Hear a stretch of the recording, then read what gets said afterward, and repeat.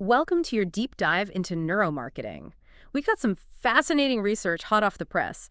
It's a peer-reviewed journal article Oh, wow. titled Advances in Neuromarketing and Improved Understanding of Consumer Behavior, Analyzing Tool Possibilities and Research Trends, published just this past July in the journal Cogent Business and Management. Get ready, because we're about to unravel how much marketers really know about what makes us tick. Yeah, it's amazing how much this field has grown. This article analyzes 577 research articles published between 2007 and 2022, and the trends are fascinating. Okay, so let's start with the basics. What exactly is neuromarketing? It sounds kind of futuristic, like something out of Minority Report. Well, it's not quite mind control, but it does use a blend of neuroscience, psychology, and marketing to study how our brains respond to marketing stimuli. It's about understanding the why behind our buying decisions. So are they literally reading our minds? Not exactly reading minds, but they are getting a glimpse into our subconscious desires. They're using techniques like fMRI, which can literally show which parts of your brain light up when you see a product. It's like a window into what makes you tick. Wow. That's both incredible and a little unsettling, so they can't predict what I'll buy before I even know it. It's not quite that simple, but these techniques can reveal a lot about our preferences and how we respond to different stimuli. For example, researchers have used eye tracking to study how people view food packaging and found that certain designs draw our attention to specific product features. So that's why I always reach for the chicks with the bright red bag. It's not just me being impulsive, it's my brain responding to the package. Exactly is. And it's not just about manipulating us into buying things. Neuromarketing is also used to design more effective communication, understand consumer preferences, and even improve user experience. You mentioned that neuromarketing research is growing. Any surprises there? You might think neuromarketing is mainly a Western phenomenon, but the research shows it's exploding in Asia too. India and Malaysia are publishing some groundbreaking studies. That's interesting. So this really is a global trend. What does that tell us about the future of advertising? It suggests that marketing is becoming more sophisticated and personalized. Imagine a world where ads are tailored not just to your demographics, but to your actual brain responses. That's a bit of a double-edged sword, right? On the one hand, it could mean more relevant ads, but on the other hand, it feels like a potential invasion of privacy.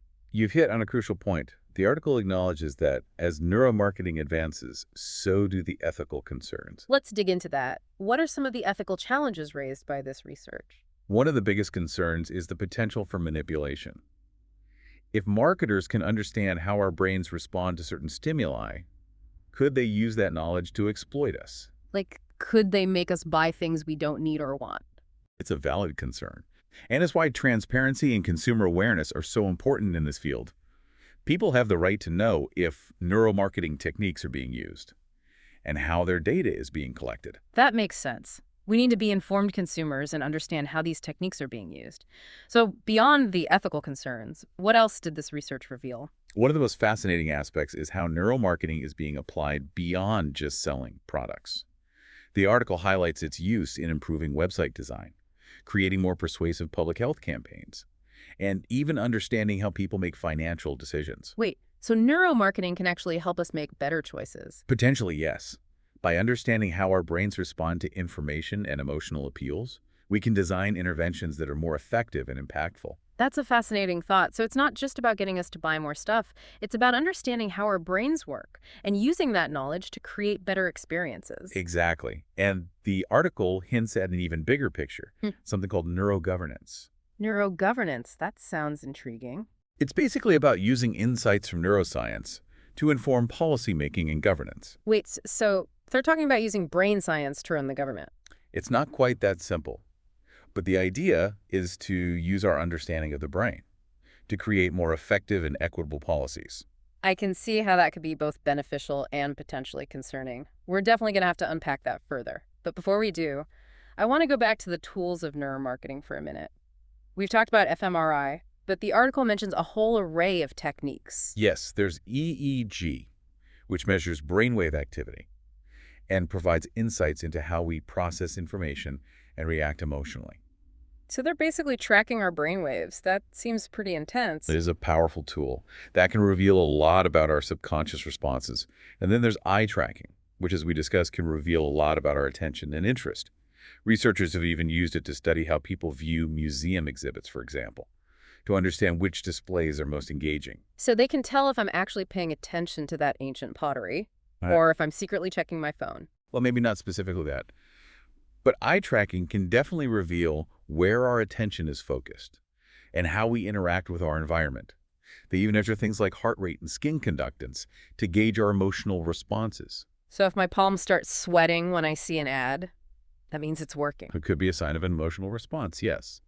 But remember, these techniques are still being refined, and the interpretation of the data can be complex. This is all so fascinating. And we're just scratching the surface. In part 2 of our deep dive, we'll delve deeper into those ethical considerations and explore the potential of neurogovernance. Stay tuned. It's going to be a fascinating discussion. Welcome back to our deep dive into neuromarketing. Before we jump into neurogovernance, I think it's important to explore some of the ethical considerations we touched on earlier. Yes, you mentioned the potential for manipulation. That's definitely a concern. Right, and it's not just about overt manipulation. There's also the issue of subconscious influence. If marketers know how our brains respond to certain colors, sounds, or images, they can use that knowledge to subtly nudge us towards certain choices, even if we're not aware of it. So even if we think we're making a rational decision, our brains might be secretly influenced by these neuromarketing tactics. That's a bit unnerving. It's a valid concern. That's why transparency is so crucial. Consumers need to know if these techniques are being used and have the ability to opt out if they choose. It's almost like those cookie pop-ups on websites, but for our brains. Do you accept our terms and conditions for scanning your prefrontal cortex? Well, it's not quite that literal, but you get the idea. We need clear guidelines and regulations to ensure that neuromarketing is used ethically and responsibly. Are there any such guidelines in place right now? Or is this still a bit of a Wild West? The field is still relatively new, so the ethical framework is evolving. But organizations like the Neuromarketing Science and Business Association are working to establish industry standards and best practices. That's reassuring. What are some of the key principles they're focusing on? Informed consent is paramount. Consumers should be aware that neuromarketing techniques are being used and have the option to decline participation. So no sneaky brain scans while I'm browsing the cereal aisle? Hopefully not.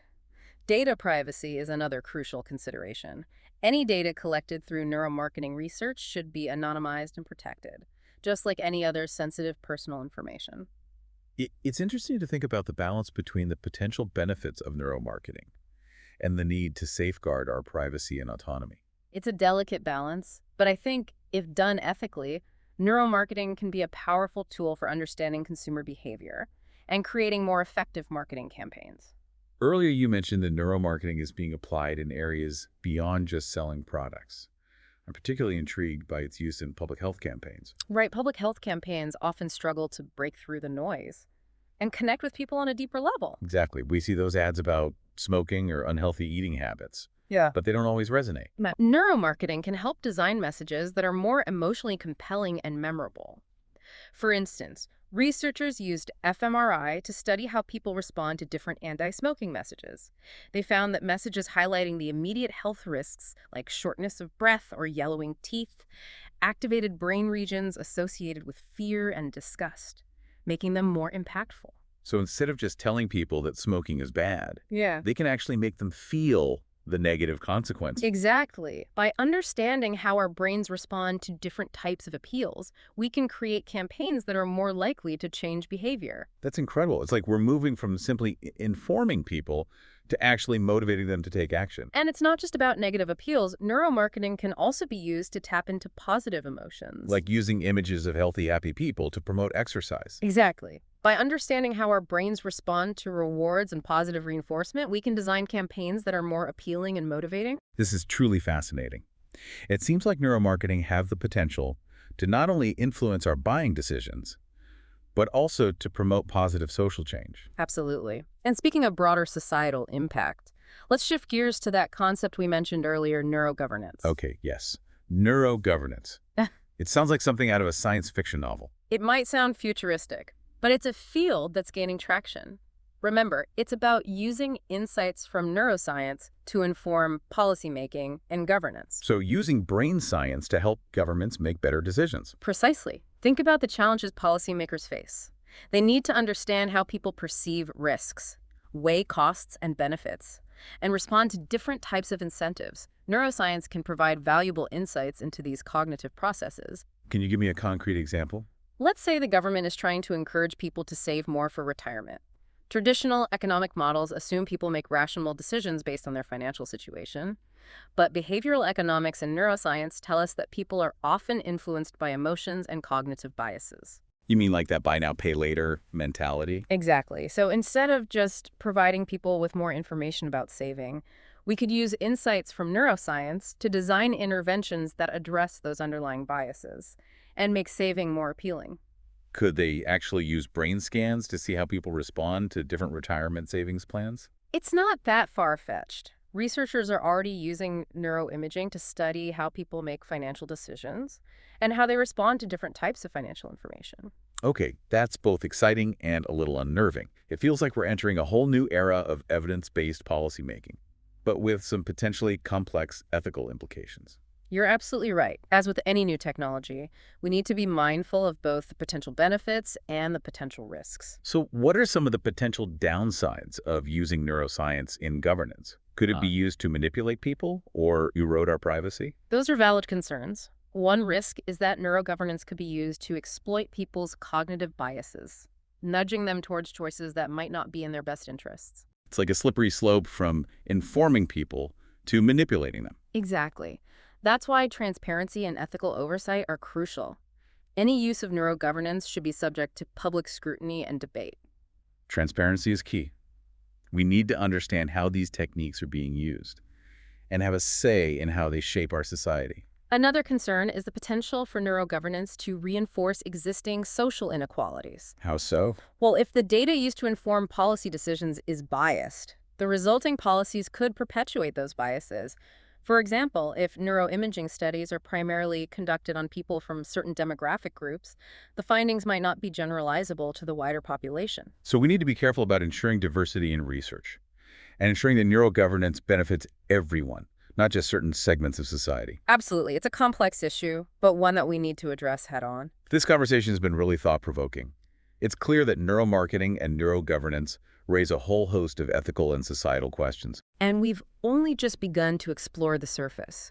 The research in this field is rapidly evolving, and it's crucial that we stay informed and engaged as these technologies continue to develop. You're absolutely right. In part 3 of our deep dive, we'll delve deeper into the potential applications and challenges of neurogovernance. We'll explore how this emerging field might shape the future of decision-making at all levels. Don't go anywhere, folks.